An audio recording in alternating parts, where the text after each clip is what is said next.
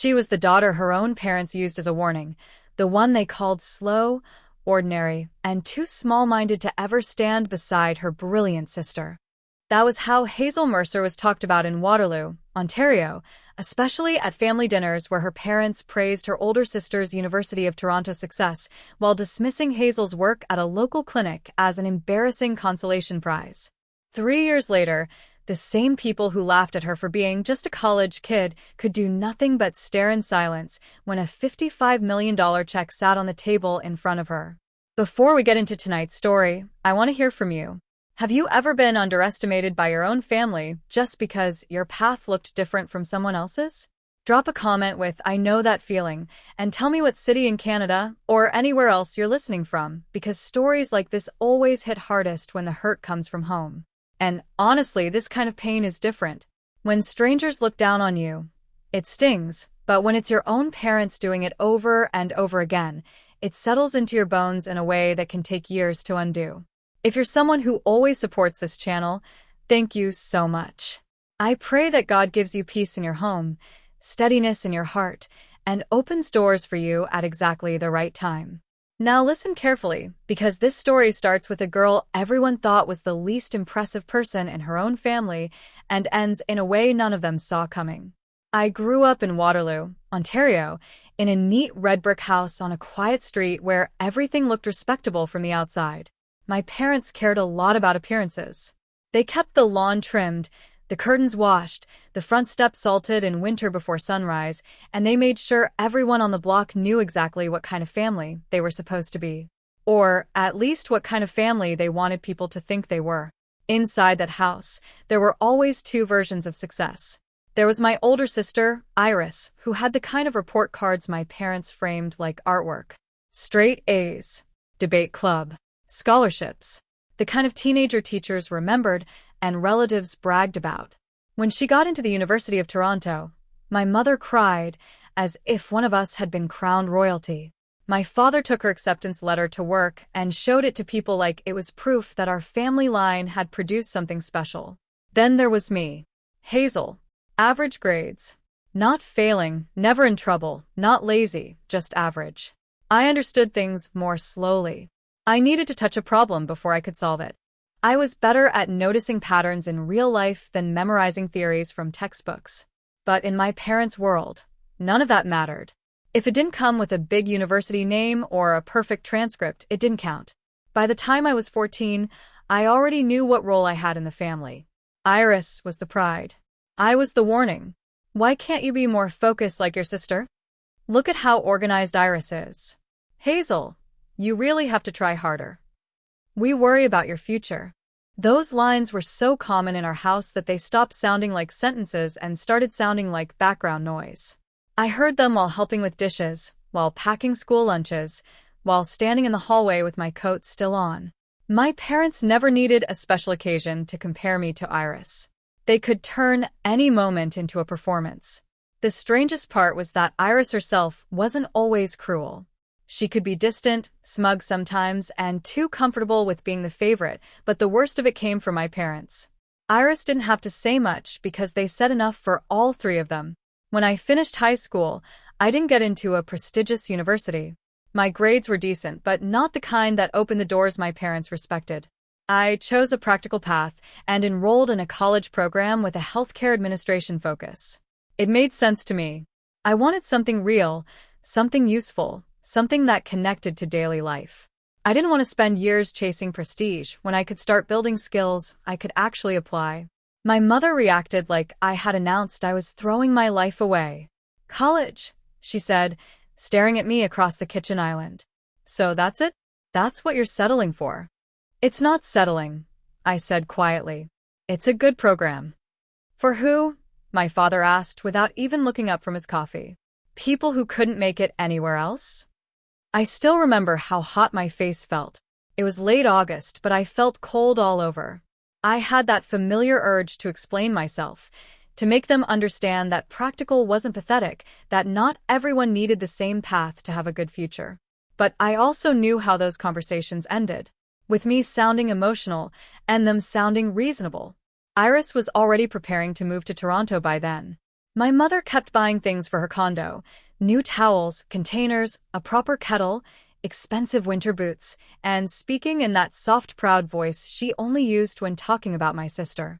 "She's entering a different world," she told me once while folding one of Iris's sweaters.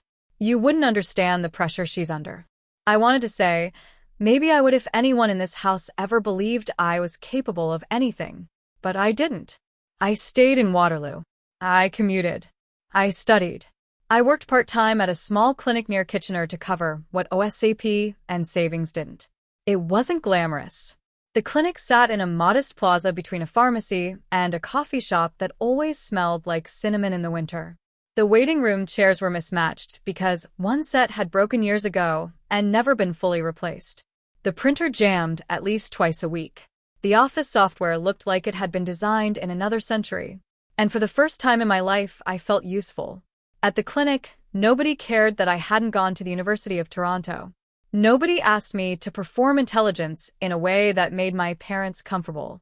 They cared if I showed up on time, if I could calm nervous patients, if I could spot scheduling errors before a doctor walked into the wrong room, if I could keep things moving when the phones were ringing, the system was lagging, and 3 people needed help at once.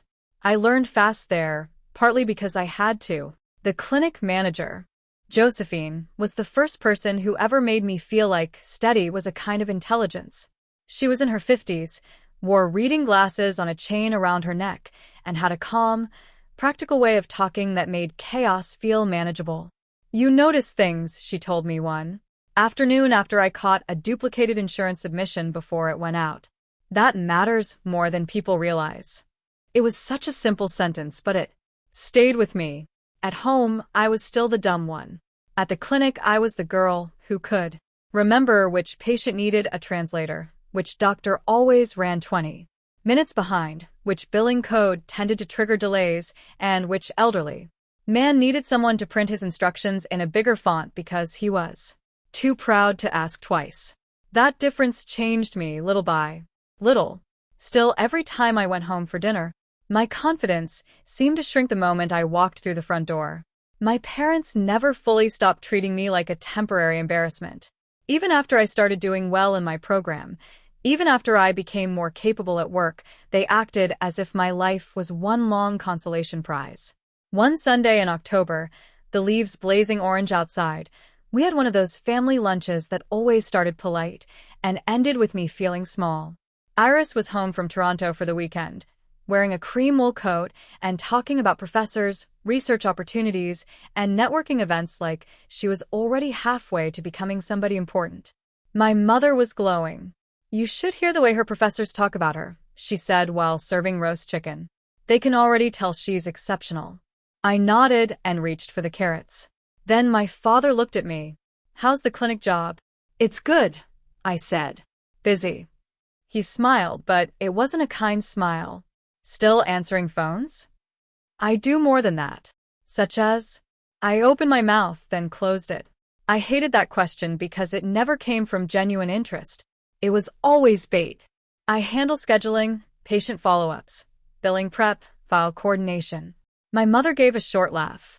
"That sounds exhausting in a very small way." Iris smirked into her water glass. I tried to keep my voice even.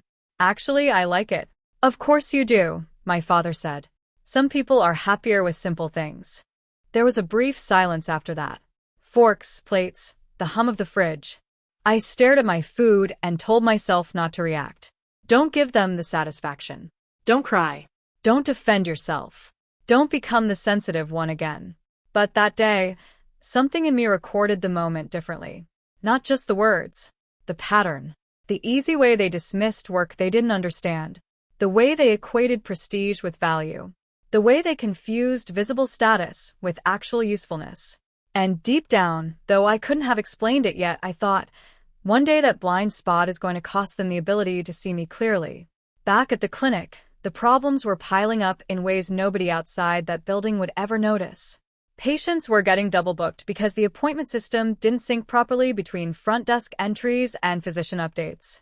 Insurance claims took too long because billing codes were being entered through a patchwork process involving spreadsheets, sticky notes, and outdated software that crashed at the worst possible times. Follow-up reminders were inconsistent. Test result notifications were delayed if one staff member forgot to move a file to the right digital folder. Some patient records existed partly on paper, partly in emails, and partly in a system that seemed allergic to working correctly on Mondays.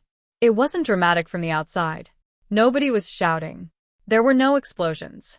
But every small inefficiency created stress, and all of it added up. I started staying a few extra minutes after shifts just to understand where the bottlenecks were. Josephine caught me one evening with a notebook open, making little diagrams of how information moved from patient intake to doctor visit to billing. She stood beside my desk and squinted at the page.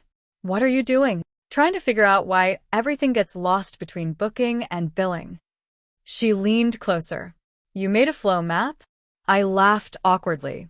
"Sort of." Josephine was quiet for a second. Then she pulled up a chair. That was the first night anyone invited me to think bigger instead of smaller. We sat there after closing, with only the soft buzz of overhead lights and the occasional sound of traffic outside, and I explained what I had noticed. How appointments got entered in one place but updated in another. How staff were compensating manually for software gaps. How claims were delayed because there was no simple dashboard showing what stage each file was in. How follow-ups depended too much on memory. Josephine didn't interrupt. She just listened. Finally, she said, "If you could build the perfect system for a clinic like this, what would it do?" I looked at her like she was joking. "I mean it," she said. "Tell me." So I did. I told her it would keep appointments, billing, and follow-ups connected instead of treating them like separate worlds. I said it would flag scheduling conflicts in real time. It would remind staff about overdue claims, missed follow-up calls, expiring referrals, and incomplete patient files. It would be simple enough for a busy front desk, not designed by someone who had never stepped inside a community clinic. Josephine folded her arms. "That would save us hours." I shrugged. "Maybe." She gave me a long look. "Hazel, stop saying maybe when you mean yes." That sentence sat with me for days. At school, I had one elective class that introduced basic software logic for administration systems. Nothing advanced. Just enough to understand workflows, database structure, and practical process design. Most students treated it like a side course. I loved it. It felt like learning the grammar of systems people took for granted. I started experimenting in the evenings. Nothing fancy at first. I built rough mock-ups. Simple scheduling logic. Then a better reminder structure. Then a cleaner way to track claim stages. I watched tutorials, read forums, made mistakes, fixed them, and kept going. I wasn't pretending to be some genius coder working in secret. I was just trying to solve real problems I had already seen with my own eyes. The strange thing was that the more practical the problem, the better I got. I didn't need abstract prestige to motivate me. I needed friction. A messy desk. A delayed claim. A nurse asking where a patient file had gone.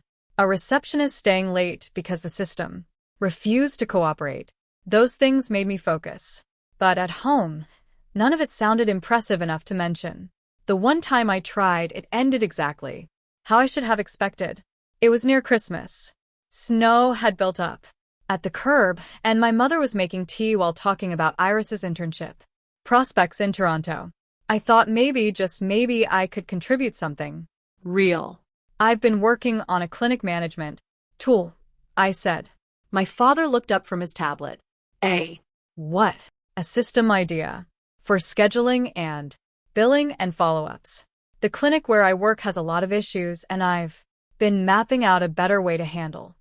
My mother cut in with a smile that was somehow both polite and dismissive. "That sounds cute." I stopped. "Cute?" I repeated. "Yes," she said, like a little side project. "It's not really little." Iris laughed softly from the other end of the table. "Hazel, are you building an app now?" Her tone made it sound like I had announced I was going to become an astronaut in my backyard. "I'm trying to improve a process," I said. My father leaned back in his chair. "With what training?" I could feel my pulse in my throat. "I'm learning." "From where?" "YouTube." That got a laugh. Not a loud one. Worse. The casual kind. The kind that told me none of them thought I was serious enough to deserve a full-volume reaction. I stood there with my mug in my hand, feeling so foolish I could barely breathe. Then my mother said the line that stayed with me longer than any of the others. Well, as long as it keeps you busy. Not everyone is meant for big things. I went upstairs after that and cried in my old bedroom like I was 16 again. That was the first clear humiliation in my adult life that didn't just hurt me. It sharpened me. Because this time, they hadn't mocked me for something already decided, like grades or school acceptance letters. They had mocked me for trying, for building, for thinking beyond the box they had assigned me. And something inside me quietly refused to go back in. Over the next several months, my world split into two realities. At home, I was still the family disappointment. At the clinic, I was becoming indispensable. Josephine started letting me test certain workflow ideas unofficially. Nothing risky, nothing that touched patient privacy in the wrong way, just simple process improvements that helped the front desk move faster. A color-coded triage for administrative tasks, better reminder sequences, a claim status tracker that reduced duplicated work, then a cleaner intake structure that made appointment blocks easier to manage. When one of the doctors, Martin Bell, noticed the improvement in patient flow, he asked Josephine what had changed. She pointed at me. She did. I nearly dropped the stack of forms in my hand. Martin looked surprised, then impressed. Really? I nodded. It's still basic. He smiled. Basic is wonderful when it works. Nobody in my family had ever said something like that to me. By then I had started spending more time in the back office after hours, building a rougher but more complete version of what I secretly thought of as the real system. Not just patches. A platform. Something designed for community clinics like ours, with smaller teams and tighter budgets. Something made by someone who understood that healthcare administration wasn't just paperwork. It was timing, trust, memory, and risk management all tangled together. Josephine helped where she could. Martin gave feedback. A nurse named Ivy became unexpectedly enthusiastic every time I fixed one of her recurring charting frustrations. You know what I like about you? Ivy said one night while we were locking up. You don't act smart for attention. You solve annoying things. I laughed. That might be the nicest compliment I've ever gotten. I mean it. A lot of people want to sound impressive. You want a system to stop ruining everyone's day. That was exactly it. Meanwhile, at home, the comparisons got worse. Iris landed a competitive summer placement linked to her program. My parents spoke about it like she had been admitted into the national history of greatness. There was a dinner. My mother invited relatives. My father opened a bottle of wine he had apparently been saving for real achievements. I almost didn't go, but if I skipped it, I knew I'd hear about it for weeks. So I went. My aunt asked me how school was going. I answered politely. Then my mother cut in before I could finish. Hazel is doing fine, she said, smiling at the table. Nothing too ambitious, but fine. I stared at her. My father added, she likes practical little things. Iris said nothing. She didn't need to.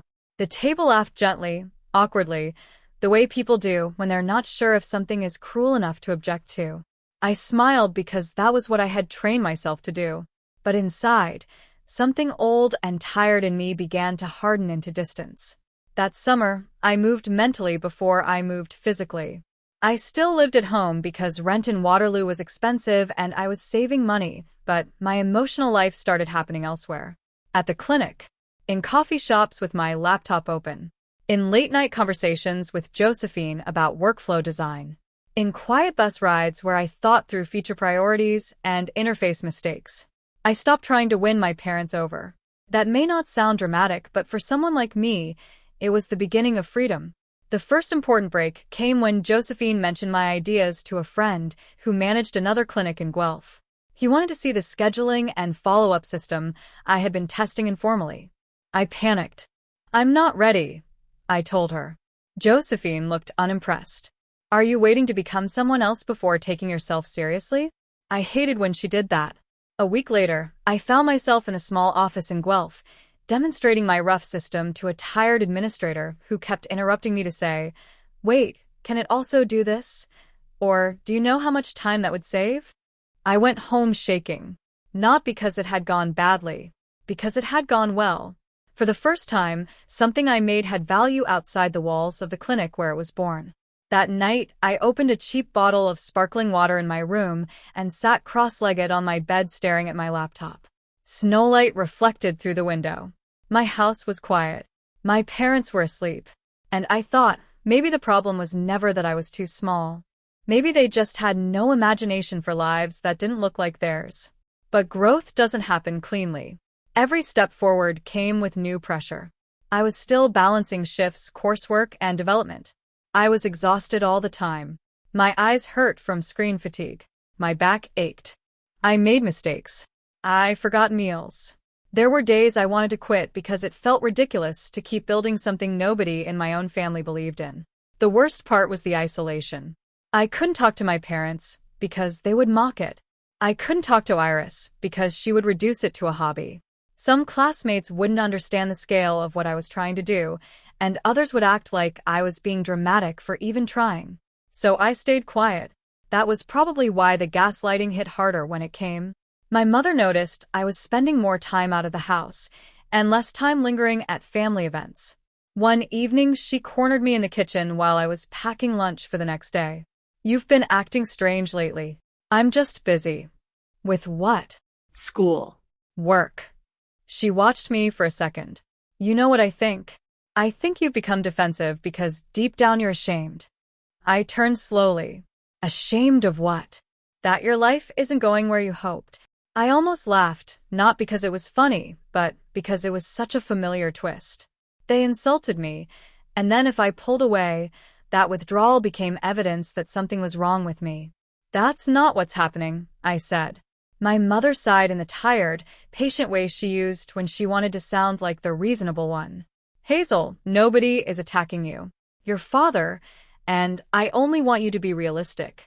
You get so sensitive any time we try to guide you." Guide me. That word nearly made my hand shake. Years of comparisons, dismissals, little humiliations in front of relatives. And now it was guidance. I looked at her and felt that old disorienting split, the one children of critical parents know too well. The split between what happened and what they insist happened. "You don't guide me," I said softly. "You reduce me." Her face changed instantly. Offense. Hurt. Performance. "See," she said. "This is exactly what I mean. Everything becomes drama with you." My father walked in right on cue. "What's going on?" "Nothing," my mother said with a sigh.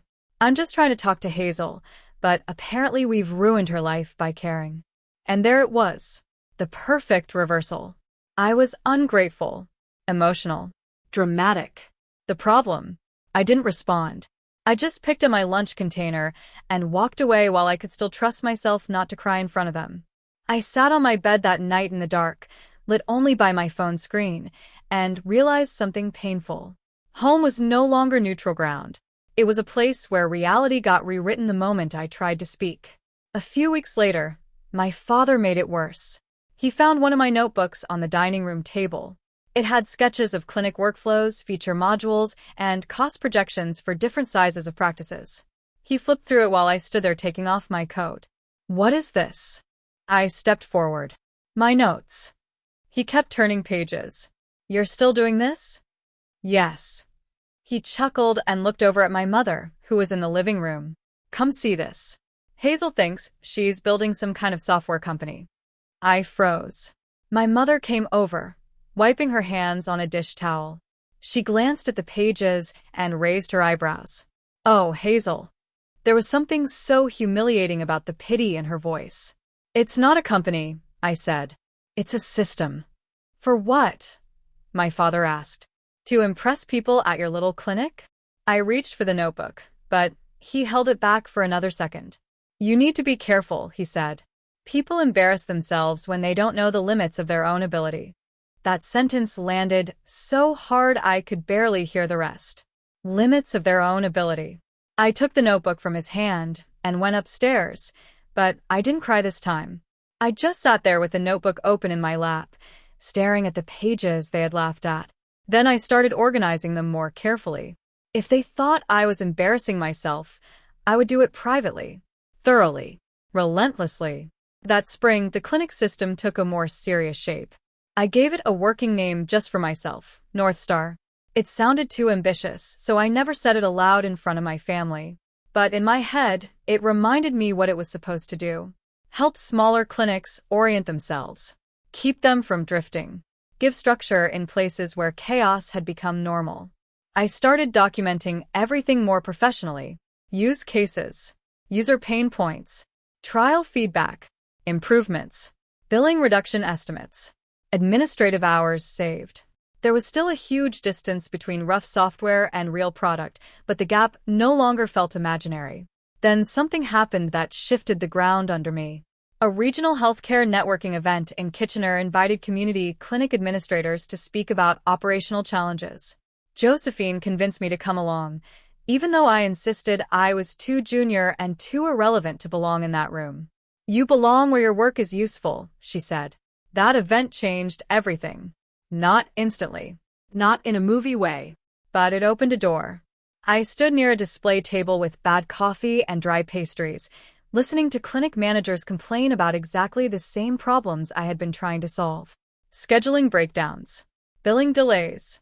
File inconsistencies. No affordable tools built for the realities of smaller clinics. I joined one conversation, then another. At first I spoke carefully, almost apologetically. Then people started asking sharper questions. Could a system integrate reminders and claims? Could staff permissions be separated by role?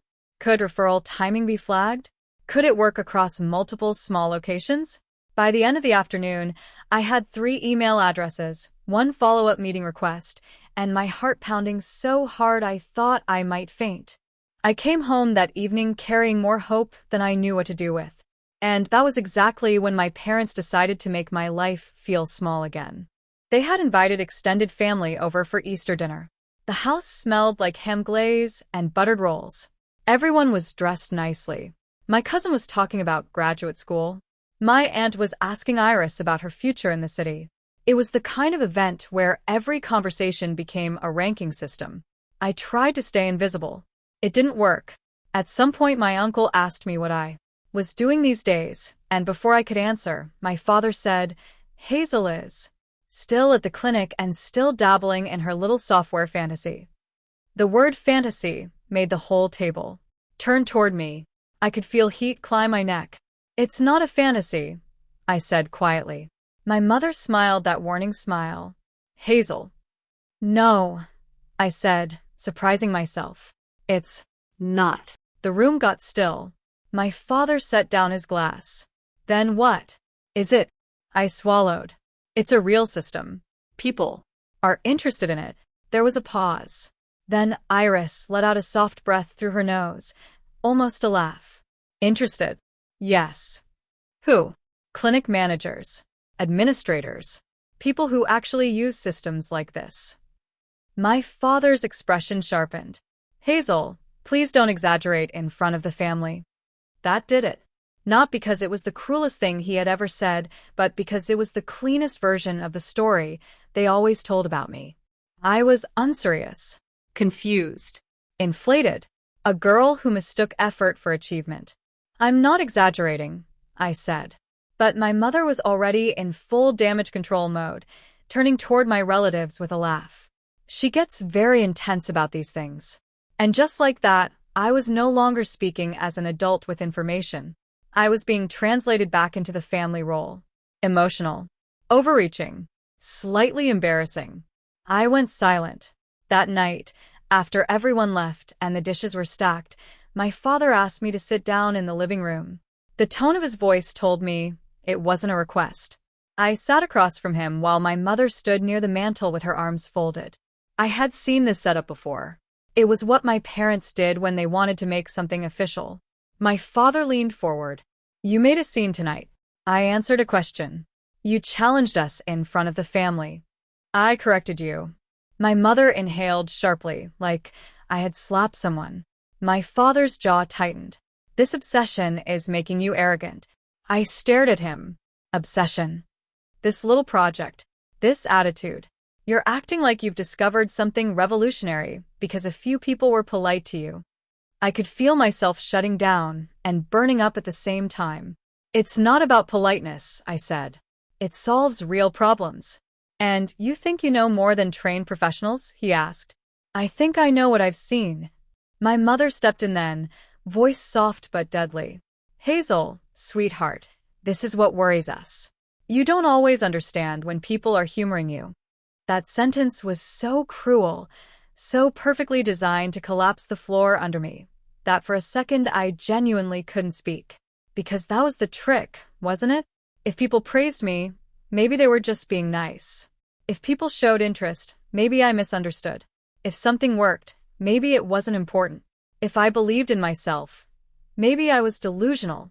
Everything good could be reclassified into foolishness if they said it calmly enough.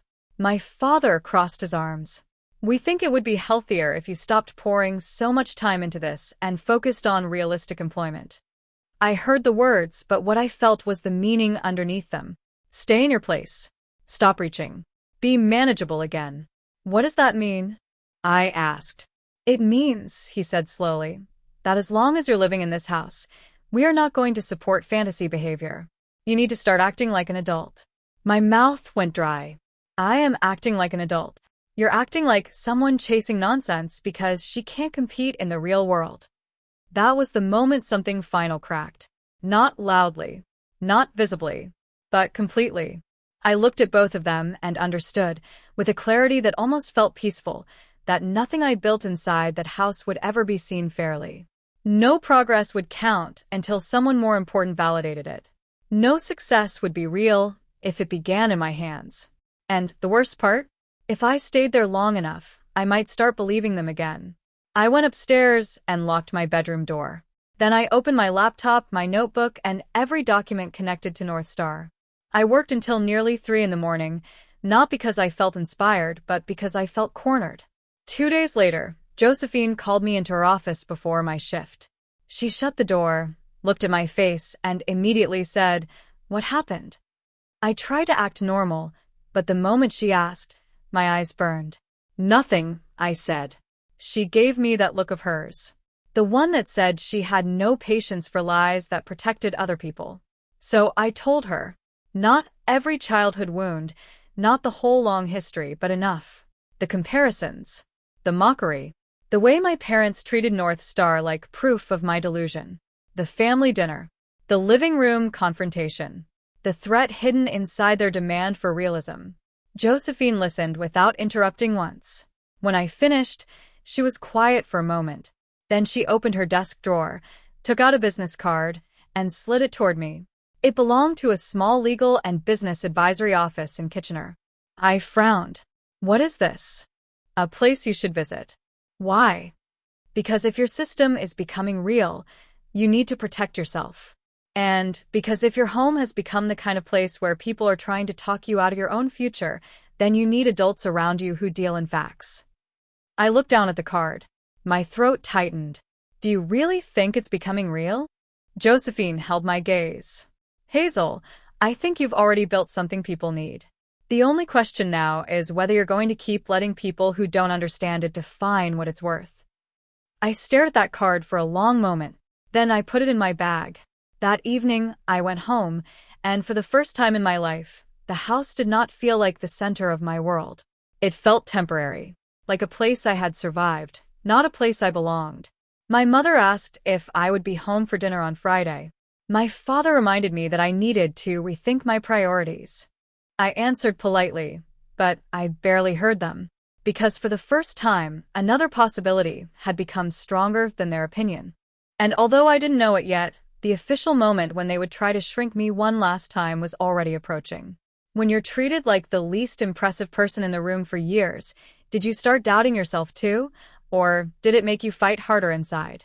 Right? Keep going in the comments if you want Hazel to prove every single one of them wrong in the next part. What hurts me most in stories like this is how often families call cruelty, guidance, and humiliation concern. Sometimes the people who should know your heart best are the very ones who only respect you after the world attaches a price tag to your worth. The next morning, I booked the appointment. I almost canceled 3 times before I actually went through with it. The business advisory office was in Kitchener, on the second floor of a compact brick building above a dentist and across from a parking lot still crusted with old spring snow. It didn't look like the kind of place where important futures got protected.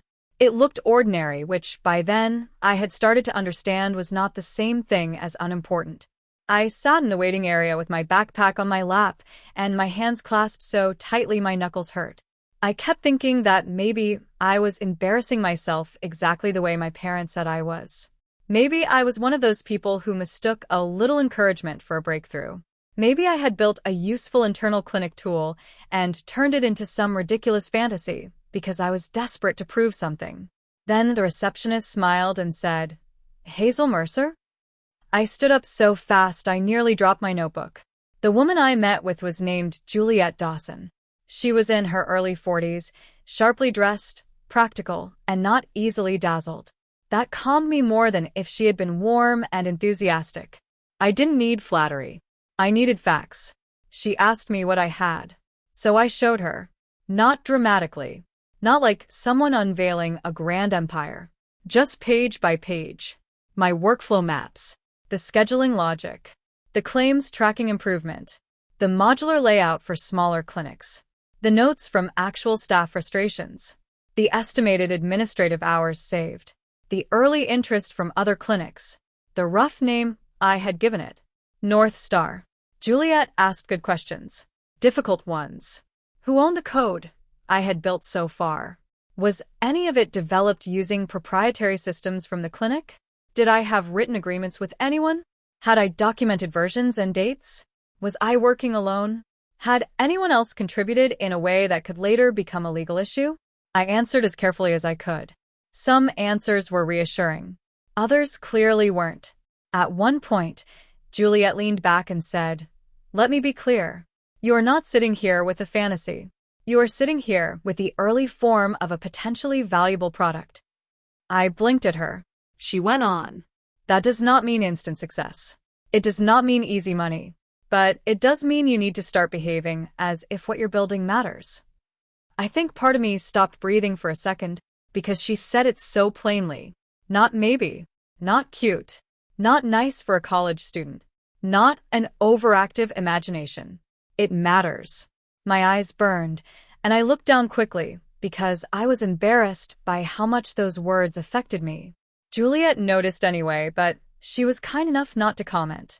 Instead, she slid a yellow legal pad toward me and started outlining steps. Documentation. Protection. Structure. Permissions. Future licensing. Clean development practices. A basic corporate path if things scaled. Clear separation between me, the clinic testing environment, and the product. By the time I left her office, the world looked different.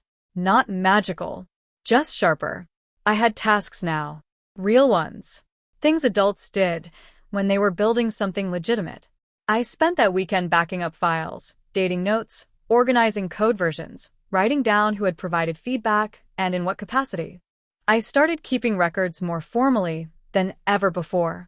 Every small step made me feel steadier. It also made staying in my parents' house feel unbearable. Once you start treating your work seriously, mockery becomes louder. Every dismissive comment at dinner felt like a threat to my concentration. Every sarcastic look felt like noise pushing into the fragile place where my confidence was finally trying to root itself. I still kept most things private, but my mother had a way of sniffing out anything that gave me private hope. One evening she saw me printing documents and asked, "What are all those?" "Work notes." She raised an eyebrow. "For the fantasy system?" I didn't answer. That silence bothered her more than if I had argued. "You know," she said, "there's no shame in having an ordinary life." I turned around slowly.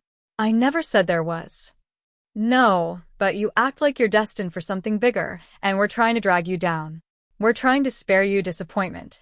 I folded the papers carefully so my hands wouldn't shake. "You don't spare me disappointment. You cause it." Her face went cold immediately. "There you go again." That phrase. There you go again. As if honesty were a symptom.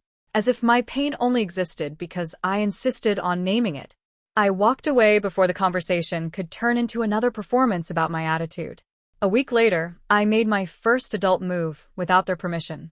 I found a small basement apartment in Waterloo through a listing Josephine's cousin sent her. It was below a detached house owned by a retired couple named Martin and Ivy Calloway, who mainly wanted a quiet tenant who paid on time and didn't mind the occasional sound of footsteps overhead. The rent wasn't cheap, but it was manageable if I kept working and stayed careful. The apartment had low ceilings, a little galley kitchen, and one narrow window in the main room that looked out at a patch of grass and the bottom half of a cedar hedge. It was perfect, not because it was glamorous, because it was mine. When I told my parents I was moving out, my mother stared at me like she had misheard. "You're doing what?" "I found a place." My father set his fork down. "Why?" I almost laughed. Not because it was funny, but because the question itself showed how completely they misunderstood what living with them felt like. "Because I'm an adult," I said, "and I want my own space." My mother's expression shifted into offended sadness, so fast it would have impressed me if it hadn't been so familiar. "So, this is punishment?" No. "Then what is it?" she asked. "The next step in my life." My father scoffed. "On what income?"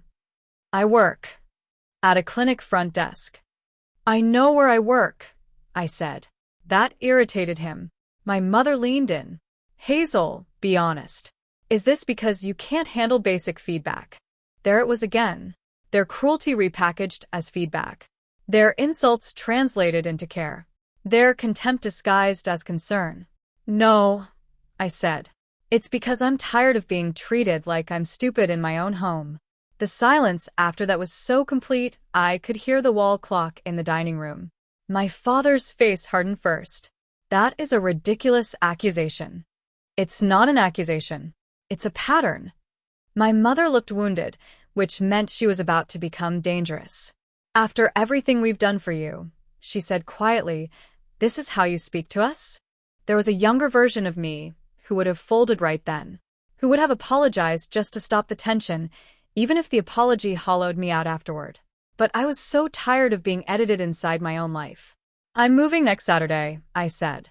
Then I stood up and took my plate to the sink. My mother cried later, loud enough for me to hear from upstairs. My father didn't speak to me properly for 3 days. Iris called and told me I was being dramatic. "Mom said you accused them of emotional abuse." I didn't use that phrase. "Well, that's what you implied." I sat on the edge of my bed and closed my eyes. I said I'm tired of being called stupid and treated like everything I do is small. Iris exhaled slowly, the way people do when they're about to explain your own life back to you.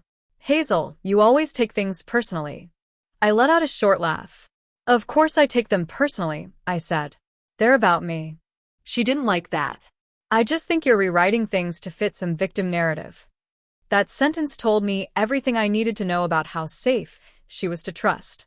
"I have to go," I said. Then I hung up. Moving day was gray and cold, the kind of Ontario morning where the sky looked like damp paper. Josephine came with her SUV.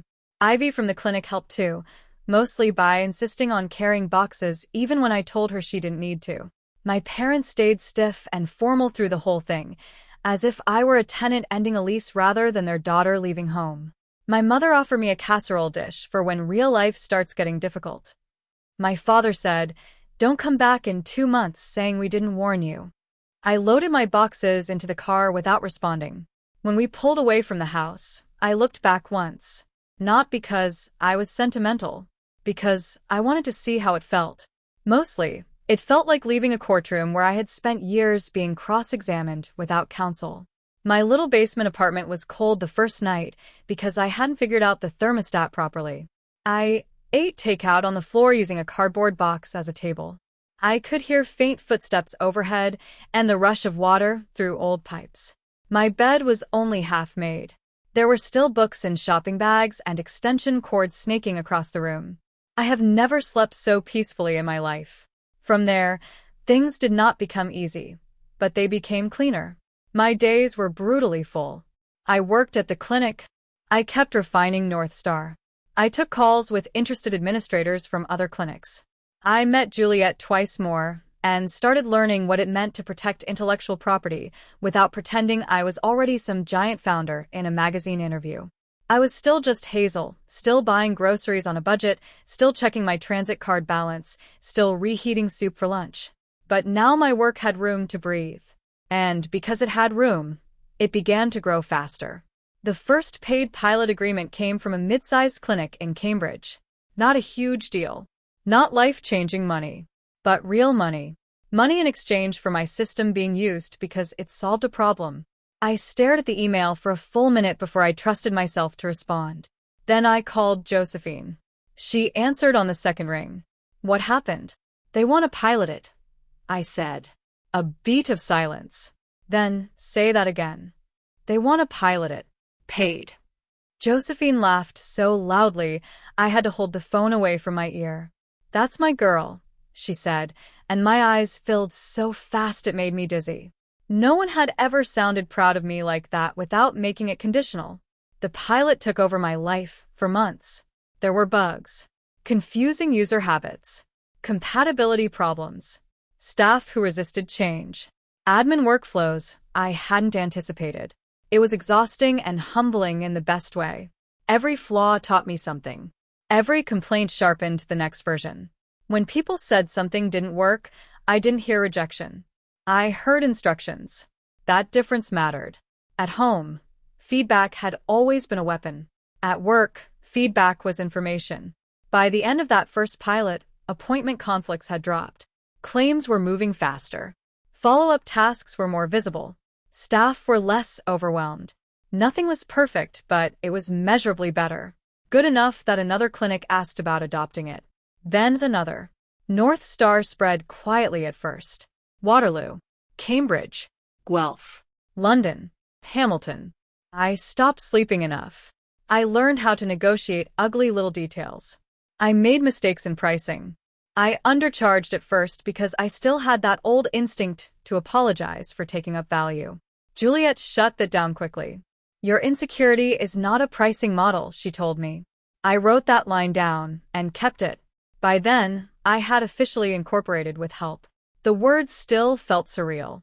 There was paperwork, banking, tax conversations that made my head spin, more formal agreements, product roadmaps, conversations with developers more experienced than me, some of whom came in on contract because I had finally reached the point where doing everything myself was becoming reckless. One of them was a calm, thoughtful systems engineer named Leonardo Shaw. He had kind eyes, asked exact questions, and never once treated me like a fraud. The first time we did a full architecture review, I warned him that I came at problems from operations first and theory second. He nodded and said, "That's why this works." Just like that. No smirk. No patronizing surprise. Just respect. I cannot explain to you how healing it is when someone intelligent looks at the thing you built and responds as if your competence is obvious. Leonardo and I worked well together because he didn't romanticize chaos. He respected practical design. He also had no patience for people who built elegant systems nobody in real environments could actually use. "This button placement is clever," he said once, staring at an interface draft. Which usually means it's wrong. I laughed so hard I nearly spilled my coffee. My life was filling with people who cared whether things worked, not whether they looked impressive from a distance. That alone made me feel like I had crossed into another country without leaving Ontario. My family, meanwhile, watched from the outside and kept trying to force the old story back into place. My mother texted occasionally, always with that careful tone that made concern feel like surveillance. "How's the little apartment? Are you managing okay financially? I hope you're not exhausting yourself over that software thing." That software thing. My father was worse because he alternated between silence and condescension. Once, when I made the mistake of dropping by for my grandmother's birthday, he asked in front of relatives, "So are you still playing entrepreneur?" The old Hazel would have felt herself shrinking. The newer version of me set down her teacup and said, "No, I'm running a company." My aunt looked surprised. My cousin smiled into her napkin. My father laughed once, but the sound didn't land the way he meant it to. Company is a generous word, he said. Revenue is usually what makes it count, I replied. The room went quiet. I didn't raise my voice. I didn't tremble. I just sat there calmly and watched him realize for the first time that I was no longer participating in the old script. After that, my mother cornered me in the hallway and whispered, "Why are you being so hostile?" I almost smiled, because that was the family translation system again. Their public mockery was harmless. My calm correction was hostility. "I'm not hostile," I said. "I'm accurate." Then I walked away. By the second year, North Star had become real enough that people in health tech circles were talking about it beyond local clinics. Not like a national sensation. Not everywhere, but enough. Enough to draw attention from investors, enough to trigger introduction emails, enough that small to mid-sized practices across Ontario were beginning to see it as a serious option. The best part was that it never lost its original purpose. It wasn't trying to be flashy. It was trying to reduce friction in places where overstretched staff were juggling too much. It handled appointments, billing stages, document follow-ups, claim visibility, and patient reminders in a way that made sense for community care environments. The thing my parents had called little had become valuable precisely because it took little problems seriously. Sometimes I would sit in my apartment late at night after everyone else had logged off and think about that. How many lives are changed not by glamorous ideas, but by someone refusing to ignore recurring inconvenience.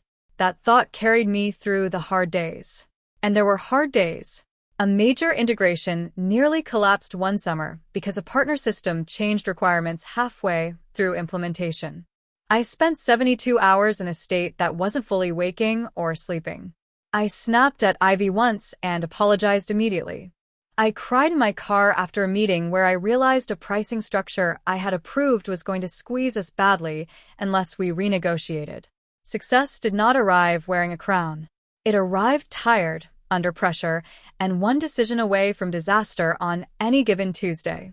That was why the next part mattered so much. Not the money. Not yet.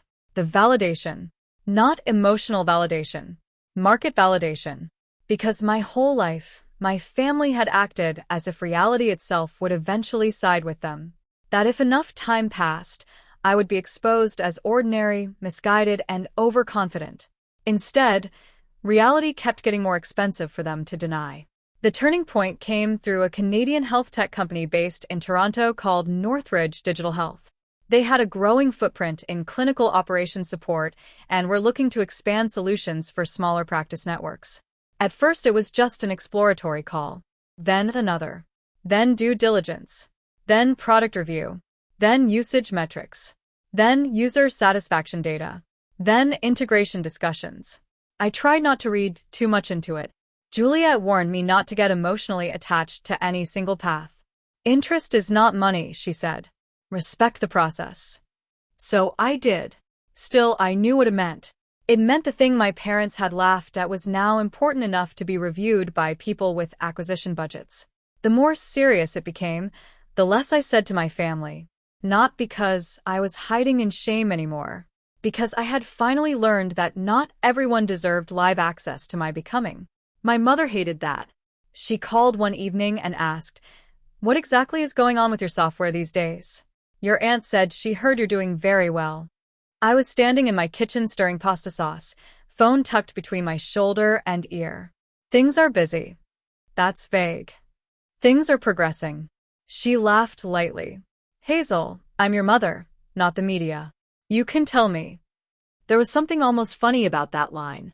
As if motherhood itself created entitlement to information after years of ridicule. "I'm working," I said. She was quiet for a second. "You've changed." I looked down at the pot. Yes. Not in a bitter way. Just true. She didn't like the simplicity of that. "You used to tell me things. You used to laugh at them." Silence. Then, in a cooler tone, "I think you remember things in a very dramatic way." I turned off the stove. "No. I remember them accurately." She tried once more to pull the conversation back under her control. "Hazel, whatever little success you're having right now, I hope you understand we always wanted the best for you." I closed my eyes. Little success. Even then. Even while fishing for details she clearly suspected mattered, she couldn't stop herself from shrinking it. That's not how it felt, I said. Anyway, I have to go. I ended the call and stood there in the quiet of my apartment, heart pounding harder than the conversation deserved. Then I realized why. Because no matter how much my life expanded, talking to them still reached into the oldest bruises. That was when I made a decision. If something major happened, they would not hear it from gossip. They would hear it in person. And they would hear it from me. A few months later, it happened. The Northridge discussions became formal, then intense, then surreal. There were lawyers, financial advisors, long calls, revised terms, earn-out structures I had to ask people to explain twice, product transition plans, staff considerations, questions about my future role after acquisition, moments when I felt 12 years old and moments when I felt 100. The final number, when it landed in front of me in writing, made me physically numb.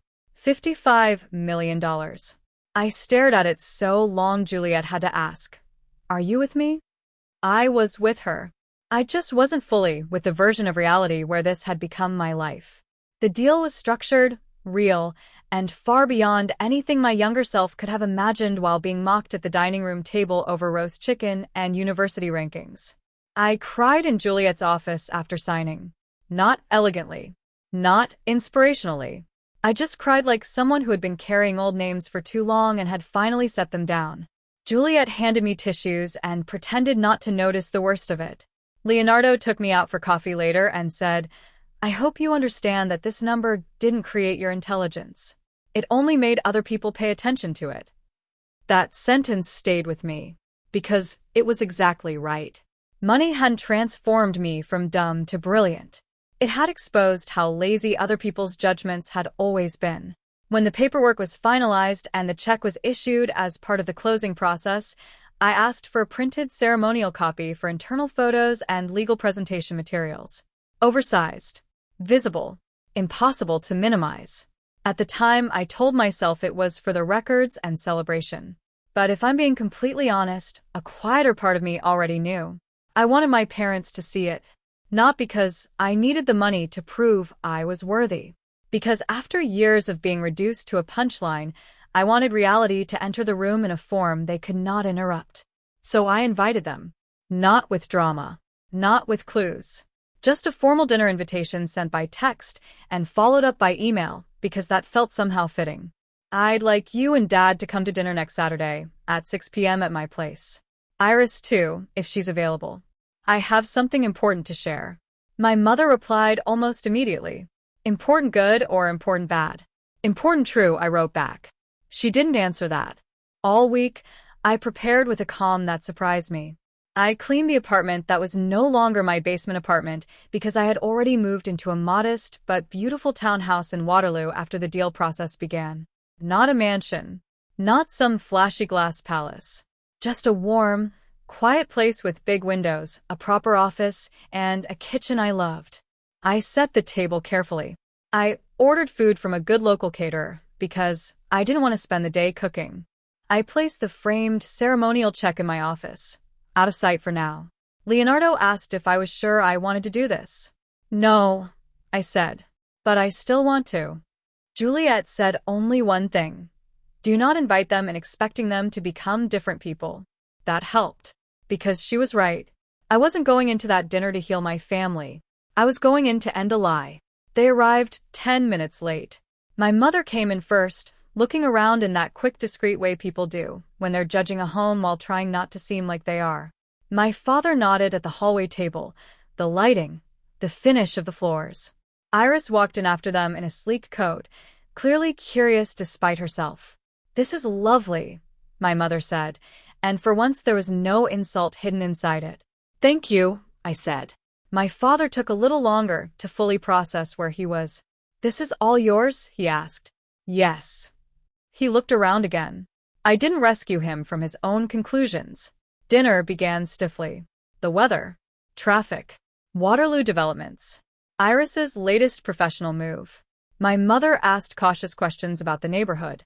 My father complimented the wine, which was so strange coming from him that I almost laughed. They were all trying, in their own way, to understand what my life had become without ever really asking how I had built it. Eventually, my mother set down her glass and said, "So, what was so important?" There it was. I looked at all three of them, and something inside me went very still. "I wanted to tell you in person that North Star was acquired this week." Blank faces. Iris frowned first. "Acquired?" "Yes." My father stared at me. "Acquired by who?" "Northridge Digital Health." The silence that followed had weight. My mother blinked. "The company? The whole thing?" "Yes." "For how much?" Iris asked, and there was no smugness in her voice now. Just disbelief. I held her gaze. 55 million. Nobody moved. Not immediately. You hear people say there was silence in the room, but this was more than silence. It was structure collapsing. It was the old story, trying to survive impact and failing in real time. My father actually gave a small laugh at first, which told me his mind had rejected the sentence before understanding it. "Hazel," he said. "Come on." I stood up. Then I walked to my office, lifted the framed ceremonial check, and brought it into the dining room. I set it down where they could all see it. $55 million. Payable in relation to the acquisition terms. My name. My company. The date. The amount. My mother's hand flew to her mouth. Iris stood up, so abruptly her chair scraped the floor. My father didn't blink for what felt like an entire minute. No one was laughing now. And I wish I could tell you I felt triumphant in a simple way, but what I really felt was stranger than that. Calm. Sad. Vindicated. Distant. Powerful. Grieving. Free. All of it at once. My mother was the first to speak. I don't understand. I looked at her. "You never tried to." That landed. My father finally found his voice. "This can't be." "It is," I said. He stared at the check, then at me, then back again, as if he thought enough looking might produce a loophole where he had still been right all along. Iris whispered, 55 million? Yes. My mother sat down slowly. From the clinic software? From the system you called cute and little and a fantasy. Her eyes filled immediately. Whether from shame, shock, or simple overwhelm, I couldn't tell. My father straightened in his chair and did what he had always done in moments of losing control. He tried to rewrite the narrative quickly enough to survive inside it. "Well," he said, voice rougher now, "we always knew you were hardworking." I almost laughed. Not because it was funny, because the dishonesty was so naked. "No," I said. "You didn't." He opened his mouth, but I kept going. "You called me unrealistic. You told people I was exaggerating. You treated everything I touched like it was small because it didn't look impressive enough to you at the beginning." My mother whispered, "Hazel." "No," I said gently, not loudly. "You need to hear this without interrupting." And that may have been the most unfamiliar thing of all to them. Not my success. My refusal to be edited while speaking. I looked from one face to the next. My whole life, I was the dumb one in this family. The ordinary one. The girl you compared to Iris whenever you wanted to make a point. When I saw problems and tried to solve them, you mocked me. When other people showed interest, you said they were humoring me. When I believed in my work, you called it fantasy. Iris's eyes dropped to the table. I turned to her too. "And you let it happen because it was comfortable for you to be the impressive one." Her face changed. Not defensive, exactly. More like someone feeling a truth they had avoided because it benefited them not to see it. Then I looked back at my parents. "This," I said, touching the edge of the frame, "didn't prove I suddenly became smart. It proved you were wrong about me for years." No one argued. There are moments when money talks, and then there are moments when reality strips people of every lazy judgment they ever used to avoid looking deeper.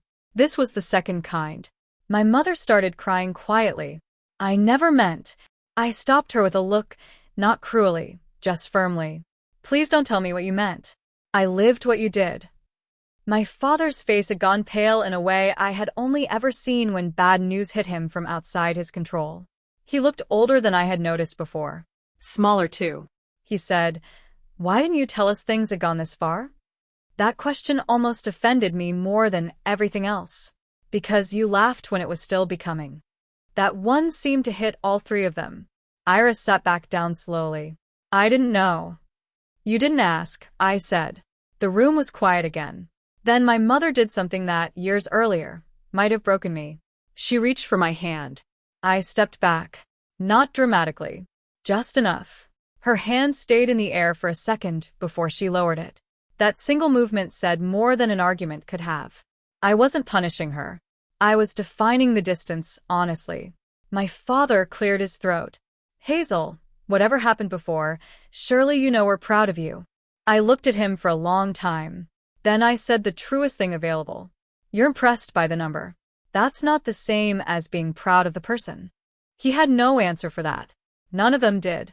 We sat there in the wreckage of the old family hierarchy for what felt like forever. Eventually, Iris asked practical questions about the acquisition, the product transition, my future role, Ontario expansion, staffing. Those questions, at least, came from reality.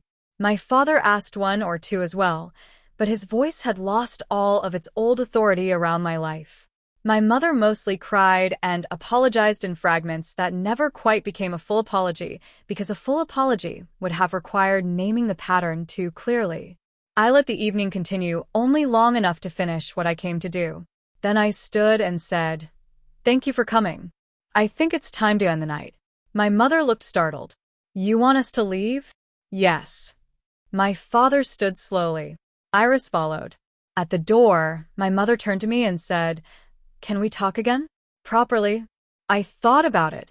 Not because I didn't know the answer, but because I wanted to answer from honesty, not injury. "Maybe," I said. "But not until you understand that success didn't erase what happened before it." She nodded, crying again. Then they left. I closed the door behind them and leaned against it in the silence of my own home. And for the first time in my life, silence did not feel like suppression. It felt like peace.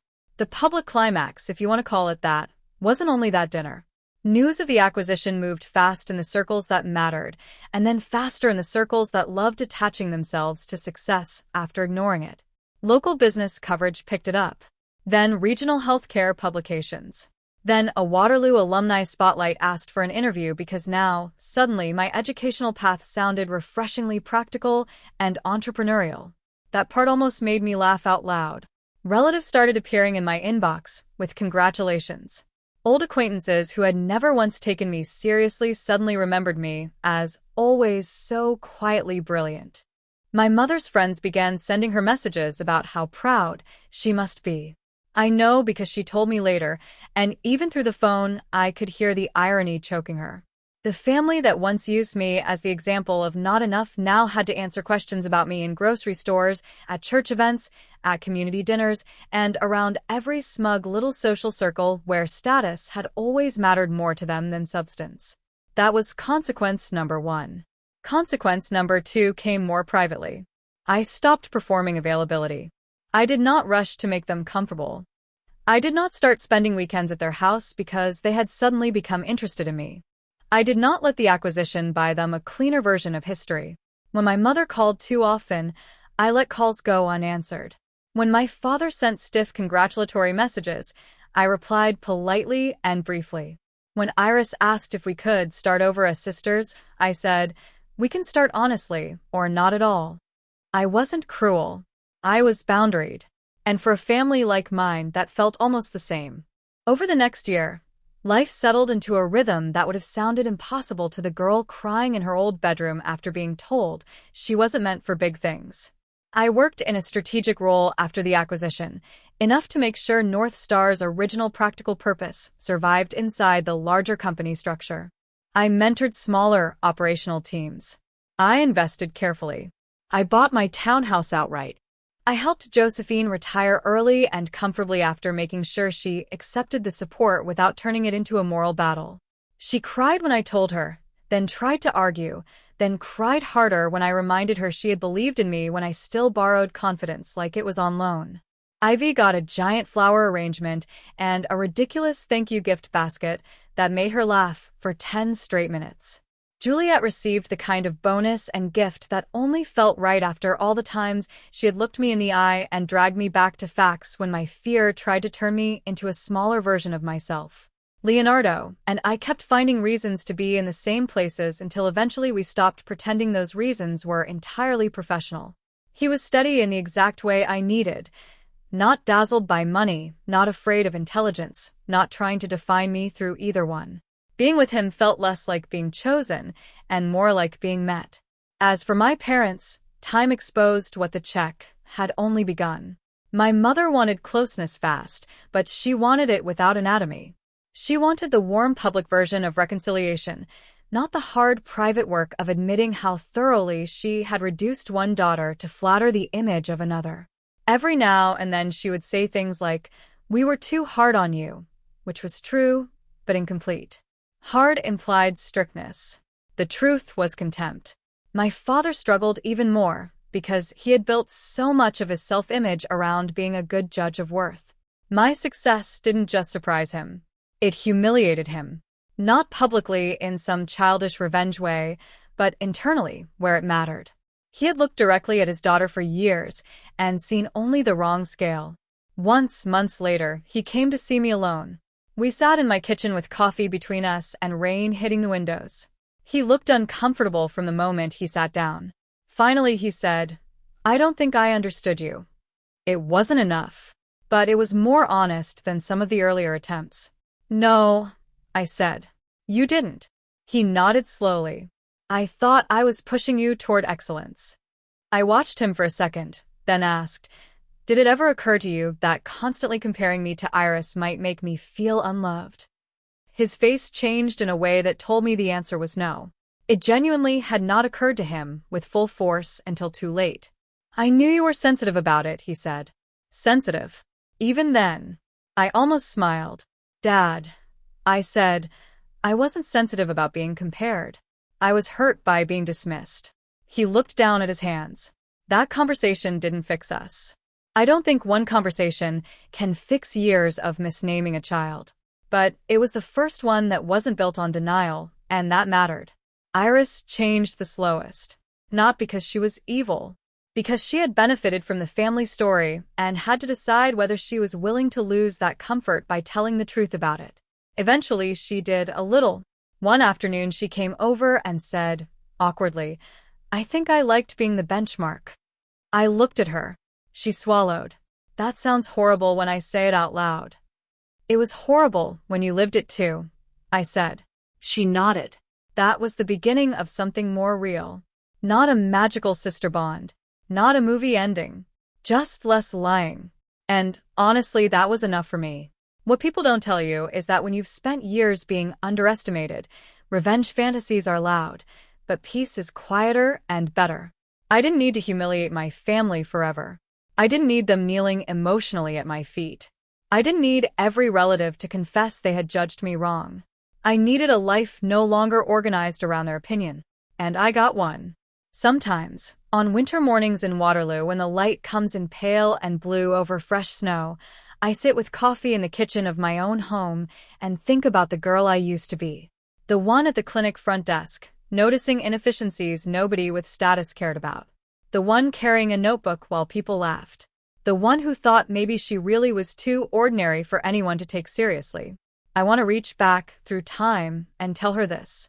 You are not slow. You are not small. You are not foolish because your intelligence doesn't perform the way others expect. And the people who keep mistaking prestige for value are going to be very confused when the world starts rewarding what they ignored. Now, when I visit a clinic still using systems shaped by North Star's original design, I feel something deeper than pride. I feel alignment. Because the most satisfying part of the whole story isn't even the money, not really. It's that the thing that changed my life was born from service. From paying attention. From respecting the practical struggles everyone else treated like background noise. From refusing to believe that only flashy brilliance counts. My parents mocked me for being the dumb one. But the truth was much simpler and much sadder than that. They only knew how to recognize intelligence when it arrived wearing a name badge they already respected. The check didn't make me worthy. It just forced them to look at me without the comfort of their old lie. And once that lie shattered, there was no putting it back together. From everything I went through, I learned that being underestimated can wound you deeply, but it can also teach you how to see yourself without waiting for permission. If you're in a situation like mine back then, please remember this. Just because people call your path small does not mean it isn't leading somewhere powerful. Before you go, I want to ask you something. Have you ever had to build your confidence in private because the people closest to you kept talking to you like you were less than who you really are? Right? I chose myself. In the comments if this story hit home for you, and tell me what part stayed in your heart the longest. Honestly, what stayed with me in Hazel's story is not only the $55 million check. It's the fact that she was already valuable when she was still sitting at that clinic desk, still being dismissed, still solving problems no one thought were important. That's the part people forget when success becomes visible. If you've ever gone through something similar or you want to share your own story, write it in the comments below. Don't forget to share this story with your friends, like the video, and subscribe so you don't miss the next stories.